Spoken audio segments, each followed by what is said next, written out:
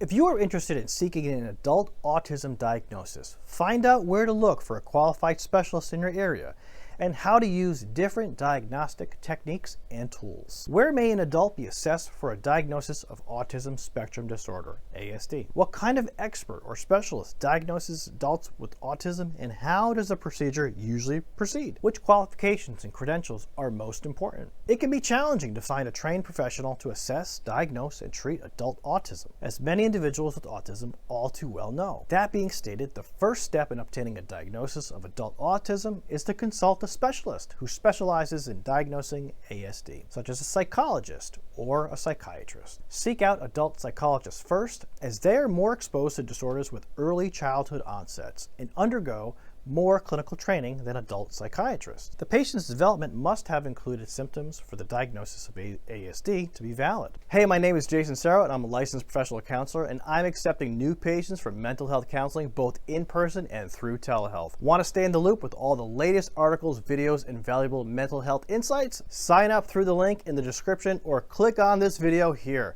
You're also able to go to www.jasoncerro.com and enter your email at the bottom of my homepage. Please do me a solid and like and subscribe to my channel to get the latest videos. By doing the following, you might be able to locate a specialist nearby, a recommendation from your primary care physician, an online lookup for a medical directory or on the internet, your insurance company, reputable autism organizations, local hospitals and colleagues, therapists. The expert you select should undoubtedly have some kind of training in diagnosing ASD, even though there is not a certificate that authorizes professionals to diagnose adult autism. For ASD diagnostic tests, they do not necessarily need to be reliable at the research level, but they do require clinical training alongside other autistic specialists. It is also crucial that the clinician diagnoses autism using trustworthy diagnostic techniques that are supported by research. The following resources are the most effective for completing an adult autism assessment, aside from necessities like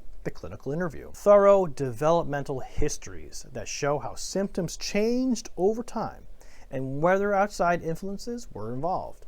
Psychologists are skilled in dissecting and analyzing these past events. Other family members, such as parents, spouses, or siblings, might be able to help with the process by providing a detailed account of your symptoms throughout time.